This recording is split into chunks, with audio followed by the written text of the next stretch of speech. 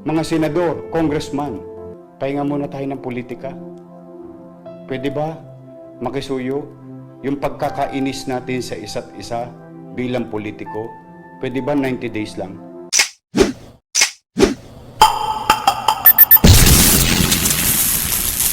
May mga panawagan pa, mga kababayan.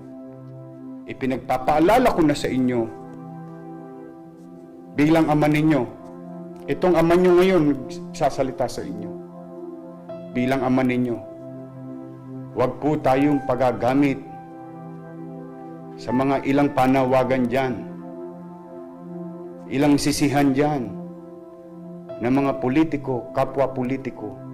Huwag po. Walang maitutulong sa inyo ang mga politika ng politiko laban sa COVID-19. Ang kalaban, COVID-19. Ang mananalo lang sa mga away ng politiko ay kapwa politiko. Palitan man natin ang liderato, wala pa rin makapagbibigay ng takda at tamang solusyon sa ating kinakaharap. Maghunos dili po tayo. Paulit-ulit ko pong sinasabi. Si COVID-19. Ako po bilang ama ng lungsod ng Maynila at Kapitolyo ng bansa. Sa maliit kong kaparaanan, magamit ko man lamang ito. Ako'y nananawagan sa mga liderato sa national government, oposisyon, administrasyon, lalo na sa mga hindi nagkakaunawaan. Pwede ho ba? Pwede bang makisuyo sa mga kapwa ko politiko? Pwede ba? 90 days lang. Pahinga muna tayo. 90 days lang. Pahinga muna tayo ng politika. Pwede ba makisuyo yung pagkakainis natin sa isa't isa bilang politiko?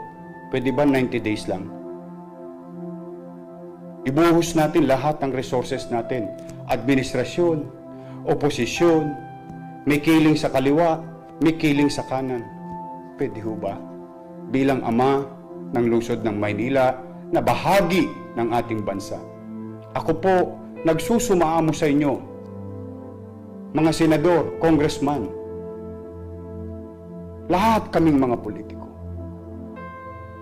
Nagsusumaamo ako sa inyo.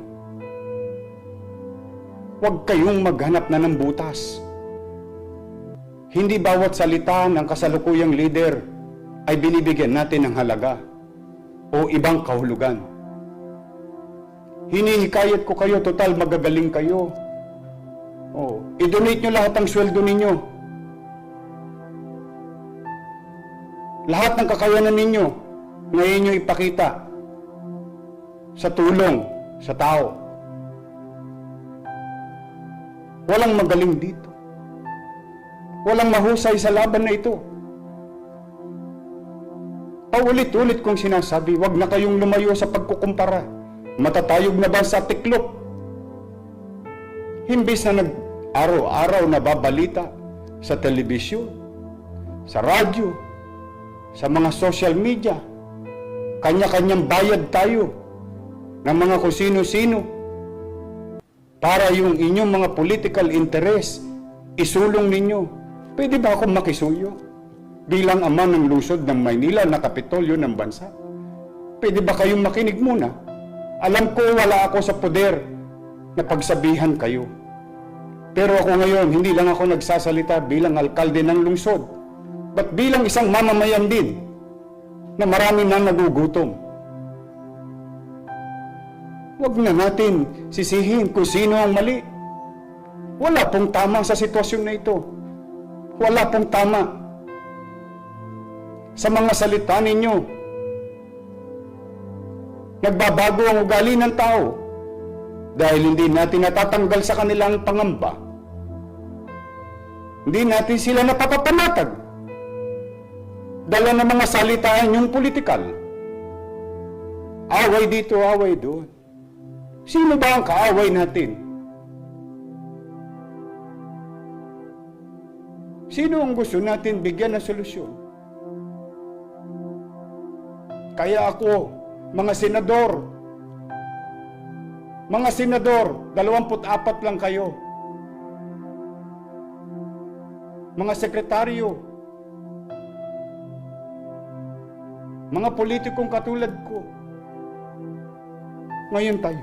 Ngayon nyo pakita. Ngayon natin ipakita.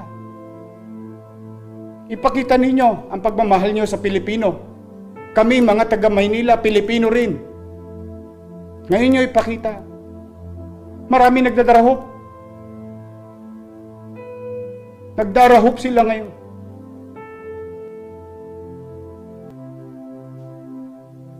Maswerte kayo, mga pinagpala kayo. Maswerte tayo, nakaluwag tayo sa buhay. Paano yung naghihikahos bago pa mangyari ang krisis na ito? At lalong naghihikahos sa kasalukuyang krisis na ito. Hindi tayo magkakaunawaan sa salitaan. Hindi tayo magkakaunawaan sa mga political ideologies. Dahil magkakalaban tayo sa politika. Pero kaya tayo naglalaban-laban sa politika upang mamuno sa kaniya-kaniya nating nasasakupan. Ngayon nyo ipakita ang pamumuno ninyo at pagmamahal nyo sa kapwa. Araw-araw na lang. Araw-araw na lang. Asaan kayo ngayon? Asaan? Hinahanap namin kayo. Kasama na ako, 10 ng mga kababayan ko sa lungsod. Puro na lang tayo. Kontra rito, kontra ron. Dahil sa mga isinusulong yung political interest. Wala ba kayong puso? Kukunin niyo ang pagkakataon ng kahinaan ng mga leader ngayon sapagkat kung kayo rin naman ng mga leader ngayon, wala rin kayong alam ninyo sa inyong konsensya, alam ninyo sa inyong puso na wala rin kayong magagawa. Kaya siguro mga kababayan, kayo mga nanonood, hinihikayat ko kayo, manawagan kayo sa mga taong gobyerno na itigil na ang away politika. Itigil natin. Once and for all. Once and for all. Ano ba ang 90 dias? Napakadali. Ang halalan 2022 pa. May panahon ng politika. Kaya kayo sumali sa politika upang maglingkod sa bayan. Ngayon nyo ipakita. Ngayon, hinihikayat ko kayo bilang alkalde ng lungsod. Huwag kayong makapunta-punta rito pagdating ng halalan. Hihikayatin ang aming mga mamamayan ngayon, hindi namin kayo matagpuan. Mas natatagpuan pa namin kayo sa mga dyaryo, sa mga telebisyon. Kuda ng kuda, kiyaw-kiyaw ng kiyaw-kiyaw. Asan? Asan? Asan? Kaya po, buong kababaang loob. Mahirap po ang sitwasyon ng bansa. Mahirap ang sitwasyon ng Maynila. Totoong hindi kami bibitiw. Totoong hindi kami mangiiwan. Akapin namin lahat ang maakap namin. Pero ngayon, nananawagan ako hindi lang bilang alkalde ng lungsod na kapitolyo ng bansa, but bilang Pilipino, bilang mamamayan, na damang-dama ko ang kahirapan na kinakarap ng tao ngayon. Ngayon nyo iparamdam sa mga artista. Tularan nyo si Angel Locsin. Andun sa bahay niya, tumutulong sa tao. Hindi ito pagkakampi-kampi. Hindi ito pagkakaparti-partido. Nakapamuhay kayo ng marangya. Salamat sa Diyos. Masaya ako para sa inyo. Ngayon nyo ipakita rin. Ngayon nyo ipakita. Nananawagan ako sa lahat ng sektor. Mayaman, sikat, may kapangyarihan. please, focus ourselves. Focus on our fight. Ang kalaban natin, COVID-19. Ang kalaban natin, walang pinupuntiryang katatayuan ng tao sa lipunan. Magmuni-muni kayo. Umupo kayo sa isang tabi. Huwag natin usisain ng usisain ang mga plano ng pamahalaan. Hindi ito panahon ng pag-uusisa. Hindi ito panahon ng pagkukuda. Ito ang panahon sa mga halal ng bayan na maglingkod ng tapat. Sa panahon ng pangangailangan, hindi sa panahon lang ng kasiganahan. Hinihintay tayo ng tao.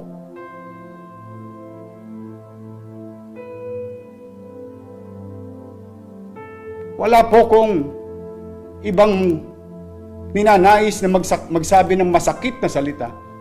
Ito'y katotohanan lang ng sitwasyon.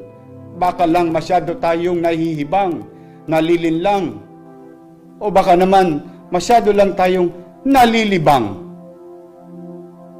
sa katatawanan ng ibang tao, sa kamalian ng ibang leader. Ano ngayon? Kung nagkamali ang ibang leader natin sa kanilang mga ginagamit na salita,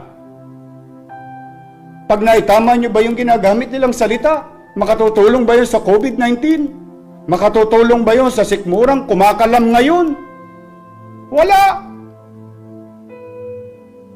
Ngayon po ninyo ipakita. Hinihikayat ko kayo. Once and for all. Pula, dilaw, asul, puti, anuman ang kulay ng inyong politika. Tabi nyo muna. 90 days lang. 90 days lang. After that, let's go on to regular business politics. Or politics as usual. But for now, I implore you, hinihikayat ko kayo. Tulong-tulong naman tayo. Iwasan muna natin yung mga alaga nating manok. Kung sinong isasabong natin sa susunod na halalan. Hindi ito yun. Hindi ito yun. Hindi ito yung panahon. Ngayon nyo pakita kung karapat dapat kayong mahalal sa pinakamataas na pwesto ng bansa o sa matataas na pwesto ng pamahalaan. Ngayon nyo ipakita. Hindi nyo kami madadala sa komersyal nyo. Ngayon nyo ipakita. Magkaisa tayo. Magtulong-tulong tayo. Magtulong-tulong tayo. Magbatikusan tayo pagdating ng kung saan nakaraos na tayo sa COVID-19, kung saan nairaos na natin ang taong bayan, kung saan nairaos na natin muli ang katatagan ng ating ekonomiya. Dapa na! Dapa na ang lahat. Wala nang aapakan. Tao na ang maapakan natin sa kalsada. Hindi na politiko. Tama na po. Tama na. Tama na ang away politika. Ceasefire. Please. Let us be all statement. Once and for all. Let's show. Let us all show. Today who are living and leading. Let's show to our hero that every lives sa lahat ng buhay na nawala ng mga bayani natin, na siyang ating tinatamasang kasaganahan sa mga nagdaang panahon, kalayaan. Huwag natin baliwalain ang sakripisyo nilang lahat. Ngayon natin ipakita na tayo nga ay malayang bansa, may demokrasya, bagay na pinagmamalaki natin sa mundo. At higit sa lahat, tayong mga leader, mga mayor, vice mayor, konsehal, congressman, board member, vice governor, governor, senator, sekretaryo ng bansa, vice president and president. Lahat tayo nagkakaisa. Ngayon po, wala ako sa poder na magsalita ng ganito bilang mayor. Pero ako'y may karapatang magsalita ng ganito bilang Pilipino. At ako'y hindi lang nagsasalita at nakikiusap sa inyo bilang alkalde ng lungsod. Boses ng higit na nakararami ay akin lamang pong ini-echo bilang isang ordinaryong mamamayan. Pasensya na po kayo. Maaaring sa likwat, sa political interest ninyo ang sinasabi ko. Saka na tayo magsingilan. Pero ngayon natin ipakita ang pagmamahal sa bayan. Pagmamahal sa bansa. Pagmamahal sa mamamayan. Dahil yan naman lahat ang bagay na sinumpaan nating tungkulin bawat isang nasa pamahalaan.